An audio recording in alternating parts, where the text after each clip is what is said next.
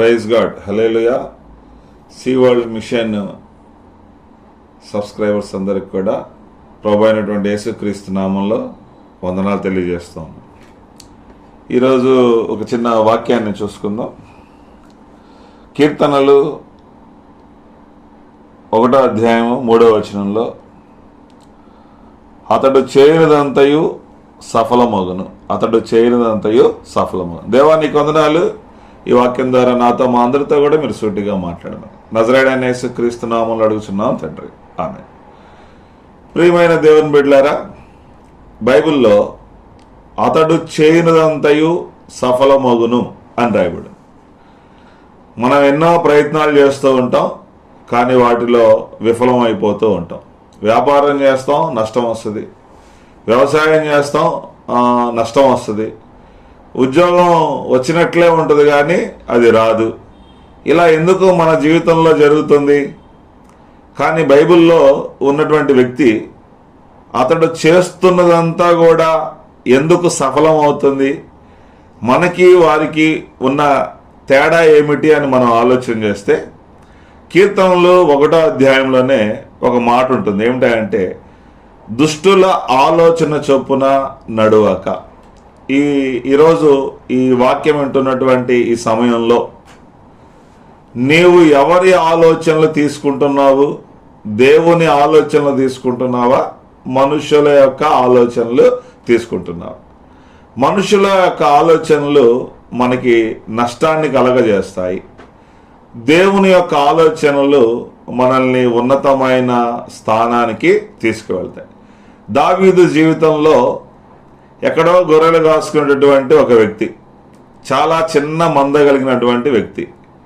ఇతను ఆ దేశానికే రాజు అవటానికి గల కారణం, ఆ దేశానికే శిరస్సు అవటానికి గల కారణం, అతనికి ఒక మంచి అలవాటు ఉంది. ఏమిటంటే, దేవుని దగ్గర విచారణ చేసే అలవాటు ఉంది. దేవుని ఆలోచన తీసుకునే అలవాటు ఉంది. ప్రతి పనిలోనూ దేవుణ్ణి అడుగుతాడు, ప్రభువా నేను యుద్ధానికి వెళ్ళమంటావా? దేవుడు యుద్ధానికి వెళ్ళు అంటే ఏ దారి గుండా వెళ్ళాలి, ఎటువైపుగా వెళ్తే నాకు క్షేమము, ముందుగా ఎవరు యుద్ధం చేస్తే క్షేమము, అన్నీ కూడా దేవుని దగ్గర అడిగి తెలుసుకొని దేవుని యొక్క ఆలోచనలు పాటిస్తున్నట్టుగా మనం చూస్తున్నాం. అందుకనే దావీదు గొర్రెల దొడ్డిలో నుండి ఇశ్రాయేలుకి రాజుగా మార్చబడటం మనం చూస్తూ ఉన్నాం. అయితే దావీదు యొక్క మనవడు ఉన్నాడు. దావీదు యొక్క కుమారుడు సొలొమోను కొడుకు రెహబాము. ఈ రెహబాము కాలంలో ఒక సందర్భం జరిగింది. రెహబాము రాజు అయ్యాడు. పట్టాభిషేకం అయిన తర్వాత ఆ ఊర్లో ఉన్నటువంటి పెద్దలు వారు వచ్చి ఆ రెహబాము అనే రాజు దగ్గర మనవి చేస్తున్నారు. ఏం మనవి చేస్తున్నారంటే, మీ నాన్న సొలొమోను మా మీద చాలా పన్నుల భారం వేశాడు, కాబట్టి ఆ భారాన్ని తగ్గించండి, ఆ పన్నులు తగ్గించండి అని అడిగారు. అప్పుడు ఆ రాజు ఏం చేస్తూ ఉన్నాడంటే, తన తండ్రితో పాటు పనిచేసినటువంటి అధికారులను పిలిచాడు. మన ఊర్లో ఉన్న పెద్దలు ఇలా అడుగుతున్నారు, ఏది చేస్తే బాగుంటుంది అని ఒక సలహా అడిగాడు. మంచిదే, మనకి కొన్నిసార్లు తెలియనప్పుడు మనం మూర్ఖంగా పోవటం కంటే మనకన్నా పైన ఉన్నటువంటి అనుభవజ్ఞుల యొక్క ఆలోచనలు తీసుకోవటం మనకి ఎంతైనా క్షేమం. ఆ పెద్దలు చెప్పారు, మీ నాన్న నిజంగానే చాలా పన్ను విధించాడు, మేము కూడా కట్టలేకపోతూ ఉన్నాం. అయితే ఈ ప్రజలతో మీరు ప్రీతిగా మాట్లాడండి, స్నేహంగా మాట్లాడండి, వారికి పన్ను తగ్గించండి. ఈ ప్రజలు సదాకాలం మీకు దాసులై ఉంటారని చెప్పాడు. వాళ్ళ సలహా తీసుకున్నాడు. ఆ సలహాని అక్కడలాగా పక్కన పెట్టేసి మరలా తనతో పాటు పెరిగినటువంటి యవనస్తులు, అంటే మన భాషలో చెప్పాలంటే తన కాలేజీ స్నేహితులను కూడా పిలిచాడు. తన యవనస్తులైనటువంటి స్నేహితులను కూడా పిలిచి, అరే మన ఊర్లో ఉన్నటువంటి పెద్దలు ఇలా అడుగుతున్నారు, పన్ను తగ్గించమని అడుగుతున్నారు, ఏం చేస్తే బాగుంటుంది, ఒక సలహా చెప్పండి అన్నప్పుడు ఆ యవనస్తులు ఒక సలహా చెప్తున్నారు. ఏమని చెప్తున్నారంటే, నువ్వు పన్ను తగ్గించకూడదు. తగ్గిస్తే వాళ్ళకి చిన్న చూపు చూడబడతావు, వాళ్ళ దృష్టిలో నువ్వు తగ్గించబడతావు. కాబట్టి వాళ్ళతో ఒక మాట చెప్పు, మా నాన్న నడుము కన్నా నా చిటికన వేలు ఎంతో లావుగా ఉందని చెప్పు. మా నాన్న వేసిన పన్నుల కన్నా అధికమైన పన్నులు వేస్తానని చెప్పు. వాళ్ళ నాన్న బెత్తములతో కొట్టించాడు, నేను కొరడాలతో కొట్టిస్తానని చెప్పండి. ఎందుకు బెత్తంతో కొట్టించాడంటే వాళ్ళంతా యాకోబు ఇస్సాకు అబ్రహాము ఇస్సాకు యాకోబు యొక్క పిల్లలు, వాళ్ళంతా ఒకటే కుటుంబం. కాబట్టి వారిని శిక్షించడం సొలొమోనుకి ఇష్టం లేదు కాబట్టి బెత్తంతోనే కొట్టేవాడు.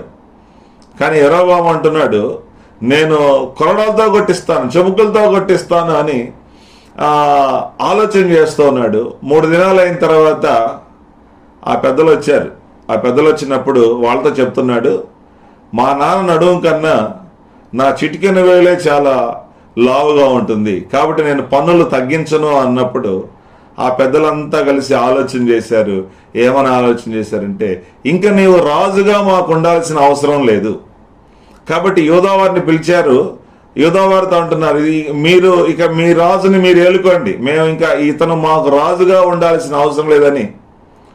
ఇజ్రాయెల్ దేశం మొత్తం 12 గోత్రాలు, 10 గోత్రాలు ఒక పక్కకు వచ్చేసినాయి, 2 గోత్రాలు ఒక పక్కకు వచ్చేసినాయి. కాబట్టి రాజ్యము 2గా విడిపోయింది. పెద్ద రాజు చిన్న రాజుగా మారిపోయాడు.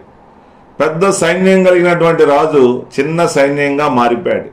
ఎంతో అధికారం కలిగినటువంటి రాజు ఇప్పుడు కొద్ది స్థలానికి మాత్రమే అధికారిగా మారిపోయాడు కదా. లోకంలో కూడా ఒక సామెత ఉంటుంది, ఒక ఐడియా మీ జీవితాన్ని మార్చేస్తుంది. కాబట్టి ఈరోజు ఈ వాక్యం వింటున్నటువంటి నీవు ఎవరి ఆలోచన తీసుకుంటున్నావు? దుష్టుల ఆలోచన చొప్పున నడవక అని బైబిల్ చెప్తుంది. మనం ఒక పని చేయాలనుకున్నప్పుడు ప్రభువుని అడగండి, ప్రార్థన చేయండి, కనిపెట్టండి, సేవకులకి విషయాన్ని చెప్పండి, వారు కూడా ప్రార్థనలు పెట్టి మీకు ఒక చక్కటి మంచి ఆలోచనను దేవుడు దయచేస్తాడు. వ్యాపారమే కావచ్చు, ఉద్యోగమే కావచ్చు, చదువే కావచ్చు, వివాహాలే కావచ్చు. మన జీవితంలో ముఖ్యమైన ఘట్టాలు వస్తాయి. 4-వే జంక్షన్ వస్తుంది. ఎటెల్లాలో అర్థం కానిటువంటి స్థితిలో ఏ ఆలోచన తీసుకుంటే ఎలా ఉంటుందో ఆ తెలియని స్థితిలో మనం దేవుని దగ్గర విచారించటం, దేవుని ఆలోచన తీసుకోవటం, అది మన ఎంతైనా శ్రేష్టమైనది. కాబట్టి అతడు చేయనిదంతయు సఫలమగును అని బైబిల్ చెప్తుంది. ఈరోజు నీవు కూడా చేస్తున్న వాటిలో ఓడిపోతున్నావా? ఓటమి ఎదురు చూస్తున్నావా? అలసిపోతున్నావా? అయితే ఈ సమయంలో దేవుని వాక్యాన్ని చూడు. దేవుని వాక్యం చెప్తుంది, దుష్టుల ఆలోచన చొప్పున నడవక దేవుని ఆలోచన తీసుకో. కాబట్టి దేవుడు నిన్ను దావీదు దేవుని ఆలోచన తీసుకున్నాడు. కాబట్టి దీన స్థితి నుండి ఉన్నతమైన స్థితికి దేవుడు తీసుకెళ్ళాడు.